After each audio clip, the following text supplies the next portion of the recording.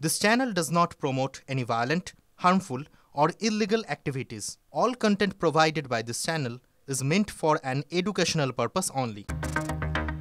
ফের মাথাচাড়া দেবে ভাঙড়ে শাসকের কোন্দল। জেল মুক্তির পরে আজ প্রথমবার ভাঙড় 2 নম্বর পঞ্চায়েত সমিতিতে ফিরলেন আরাবুল।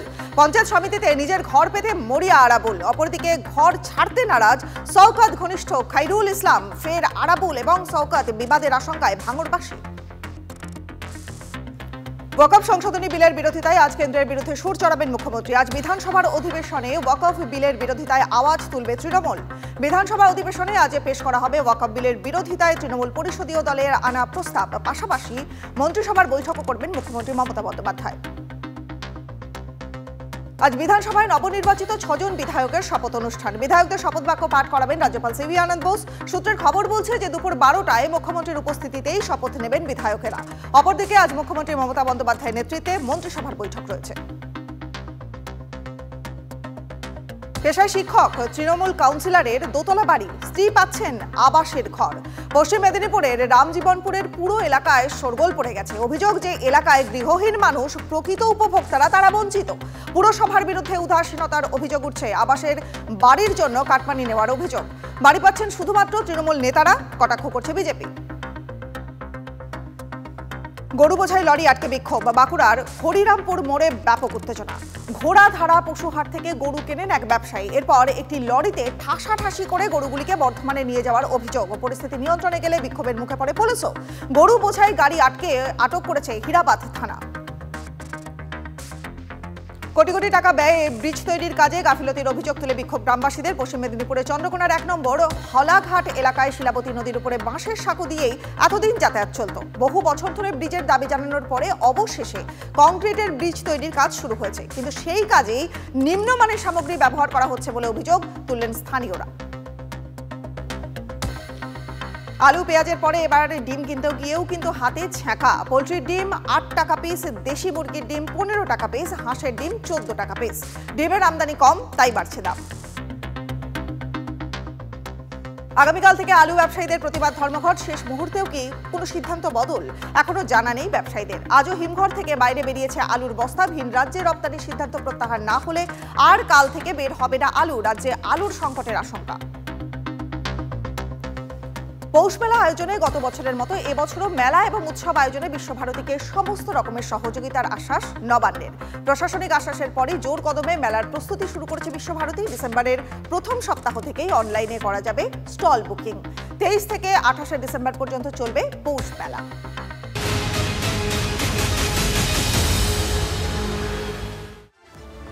এবার দিকে দিকে বিক্ষোভের ছবি দিয়ে শুরু করব। আবাসের ঘর বন্টনে একাধিক দুর্নীতির অভিযোগ পাওয়া যাচ্ছে।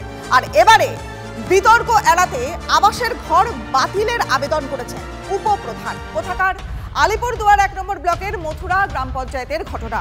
উপপ্রধান দেবেন্দ্র রাভা তিনি আবাসের ঘর ফিরিয়ে দিয়েছেন। তার দাবি হচ্ছে 2022 সার্ভের সময় তার পরিস্থিতি খারাপ ছিল। সেই সার্ভে অনুযায়ী আবাসে নাম এসেছে তার। পরবর্তীতে জনপ্রতিনিধি হয়ে অবস্থা ফিরতেই আবাসের ঘর বাতিলের আবেদন করেছেন তিনি। যদিও বিজেপি দাবি করছে যে ভয়ে চাপে পড়ে আবাসের ঘর ফেরাচ্ছেন উপপ্রধান। পরবর্তীতে এখন যখন আমার বাড়িতে সার্ভে লোক গিয়ে আমার কাছে জিজ্ঞাসা করলো, জানতে চাইলো, তখন কিন্তু আমিও দেখলাম যে আমার লিস্টে নাম রয়েছে। তখন আমি ভাবলাম যে না, আমি আমার মা বাবাকে নিয়ে আমি এখন আমার নতুন ঘর করেছি কোনো রকম, তো সেখানে আমার পাকাপোস্ত একটা ঘর রয়েছে। তো আমি ভাবলাম যে আমার কেন দরকার হবে, তার জন্য ভাবলাম যে না, আমি ঘরটা নেব না। এমনই আরো একটা খবরে নজর রাখি চলুন। তৃণমূলের কাউন্সিলর, তিনি পেশায় শিক্ষক, তার দোতলা বাড়িও রয়েছে, কিন্তু তার স্ত্রী পাচ্ছেন আবাসের ঘর। শোরগোল পড়ে গেল পশ্চিম মেদিনীপুরের রামজীবনপুরের পুরসভায়। অভিযোগ উঠছে যে এলাকায় গৃহহীন মানুষ, প্রকৃত উপভোক্তা যারা, তারা বঞ্চিত। বারবার পুরসভাকে জানানো হয়েছে, কিন্তু পুরসভাকে জানানো সত্ত্বেও পাচ্ছে না সরকারি বাড়ি। 50,000 টাকা কাটমানি যদি না দেওয়া হয় তাহলে আবাসের বাড়ি মিলছে না, ঠিক এমনটাই অভিযোগ। বিজেপি কটাক্ষ করছে যে বাড়ি পাচ্ছেন শুধুমাত্র তৃণমূলের নেতারা। যদিও পুরসভার চেয়ারম্যান তিনি সাফাই দিচ্ছেন যে উপযুক্ত উপভোক্তাদের বাড়ি দিতে চলেছে আবাস সার্ভে। প্রশ্ন উঠছে, সার্ভে চললেও প্রকৃত উপভোক্তারা তারা বাড়ি পাচ্ছেন কোথায়? যার বাড়ি আছে সবারই দেখতে পাচ্ছি তো, যাদের বাড়ি আছে ভাঙা বাড়ি অলরেডি দুটো করে তারা আরও পাচ্ছে, বাড়ির উপরে বাড়ি পাচ্ছে, কিন্তু আমিই পাচ্ছি না। বাড়ি পাইনি, আমরা বলেছিলাম দেওয়ার লেগে, কিন্তু 50,000 টাকা, আমরা কি গরিব মানুষ, আমরা কোথায় পাবো 50,000 টাকা দিতে? 50,000 টাকা দিলে দিও বলেছে। আর ওখানে খাস জায়গা আছে আমাদেরকে দিয়েছিল, দিয়ে হচ্ছে আমাদের কাছ থেকে পয়সা নিয়ে বলছে পয়সা দে দিব, দিয়ে পয়সা দিয়েছিলাম, খাইছিলাম, আমাদের মাংস এনে মাংস ভাত খাইছি, নেশা খাইছি, খেয়েছে, খেয়ে দেয় বলছে না দেবো নি জায়গা, বলছে তোরা ঘর করতে পারবি না, তোরা ঘর করতে পারবি না, বাড়ি দিয়ে তোদেরকে ঘর দিয়ে কী করবো, পয়সা দিতে পারবি কি? তাহলে দিতে। রামজনপুরে কোনো মানুষটার বাড়ি পেতে মানে অসুবিধা হয়নি, আর বাড়ি পায়নি এমন কোনো ব্যক্তিও নেই। যার 4খানা বিল্ডিং ভাঙা কাটছে সেও সরকারি বাড়ি পেয়েছে। সে 2015 সাল থেকে সার্ভে হওয়ার পর ফেজ বাই ফেজ বাড়ি হচ্ছিল, এটা 5ম ফেজের বাড়ি হচ্ছে। বিরোধীরা যারা বলছে তারা একজন নাম দেখান যে সে বাড়ি পায়নি। এখানে তো ওই তৃণমূল, বিজেপি, সিপিএম ভেদাভেদ করা হয় না, যারা প্রাপ্য তারা পায়। 4 নম্বর ওয়ার্ডের কাউন্সিলরের বিষয়টা আমাকে দেখতে হবে, কাগজপত্র দেখতে হবে। যদি এই ধরনের ঘটনা ঘটে আমি যেখানে জানাবো।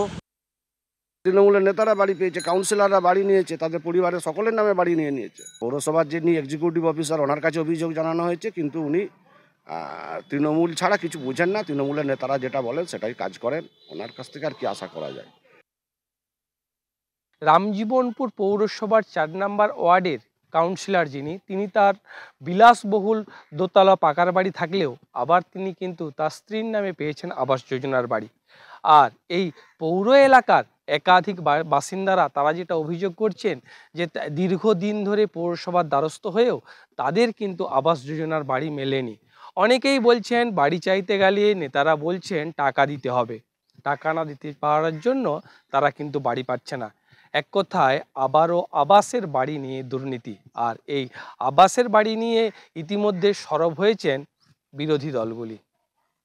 আর আবাসের বাড়ি নিয়ে দুর্নীতির কথা বিরোধীরা স্বীকার করলেও, সাধারণ মানুষ স্বীকার করলেও, কিন্তু রামজীবনপুর পৌরসভার তরফ থেকে তারা তাদের মতো সাফাই দিচ্ছেন। তবে যাই হোক, আবাসের বাড়ি পায়নি এখনও দরিদ্র মানুষগুলি, তারা তাকিয়ে রয়েছেন কবে মিলবে আবাসের বাড়ি। পশ্চিম মেদিনীপুরের রামজীবনপুর থেকে অসীম বেরা, TV9 বাংলা।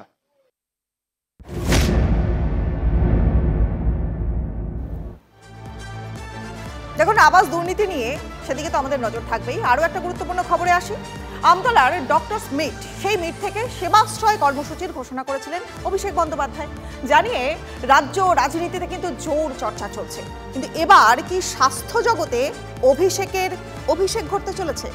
বাংলার স্বাস্থ্যে কি নতুন কবিরাজ? বিরোধীরা কিন্তু কটাক্ষ করতে ছাড়ছেন না। হুমায়ুন কবির চেয়েছিলেন ডেপুটি হিসাবে অভিষেক বন্দ্যোপাধ্যায়ের অভিষেক হওয়া দাবি আমি রেখেছি। সেই সঙ্গে পুলিশ মন্ত্রীও অভিষেক বন্দ্যোপাধ্যায়কে চেয়েছি, ফুল টাইমের একজন পুলিশ মন্ত্রী। অভিষেক বন্দ্যোপাধ্যায় বলে দিলেন, আমি তো বারবার বলেছি আমি দলে সংগঠন করতে বেশি স্বচ্ছন্দ বোধ করি, আমার ওসব কোনো আশা আকাঙ্ক্ষা নেই। প্রশাসক হওয়ার বাসনা নেই, কিন্তু তার প্রতিটি কাজেই প্রশাসনকে বিকল্প মডেল দেখাচ্ছেন তৃণমূলের সর্বভারতীয় সাধারণ সম্পাদক। ছোট ভৌগোলিক পরিসরে নিজেকে প্রশাসক হিসেবে প্রমাণ করার তাগিদ। এতদিন ছিল বার্ধক্য ভাতা থেকে আবাসের টাকা মেটানো, রাজ্য প্রশাসনের আগেই উদ্যোগ নিয়েছিলেন সাংসদ অভিষেক। এবার ডায়মন্ড হারবারের ডক্টরস মিট থেকে স্বাস্থ্য সেবার আশ্রয়।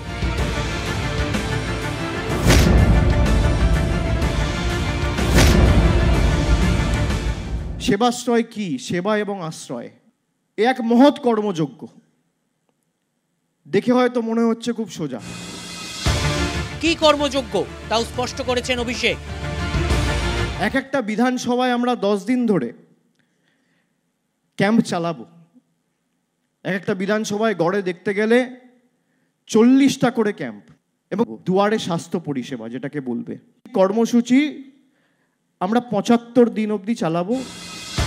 পরিশেষে যোগ করেছেন, সেবাশ্রয়ে যে মডেলের শুভ সূচনা আজকে আমরা এই সমন্বয় অডিটোরিয়ামে করলাম, ভারতবর্ষকে আগামী দিন পথ দেখাবে, বাংলাকেও পথ দেখাবে। এটাই কি অনুচ্চারিত থাকলো? ডায়মন্ড হারবারের সেবাশ্রয় কি ছড়িয়ে পড়বে গোটা রাজ্যে? পরে এটাও কি অনুকরণ করবে স্বাস্থ্য ভবন? এভাবেই কি সরাসরি স্বাস্থ্যে পা রাখলেন অভিষেক। যে দফতর সামলান খোদ মুখ্যমন্ত্রী মমতা বন্দ্যোপাধ্যায়। তিনি আজকে সরাসরি ঘোষণা করে দিয়েছেন এই রাজ্যে স্বাস্থ্য পরিষেবা দিতে 13.5 বছরের স্বাস্থ্যমন্ত্রী এবং পারিবারিক পরিচয় সূত্রে উনার পিসি সম্পূর্ণ ব্যর্থ। ডায়মন্ড হারবারের এমপি উন্নয়নের কাণ্ড ঘটিয়েছেন, পিসি ফেল, ভাইপো পাস, এই তো ভুল কথা।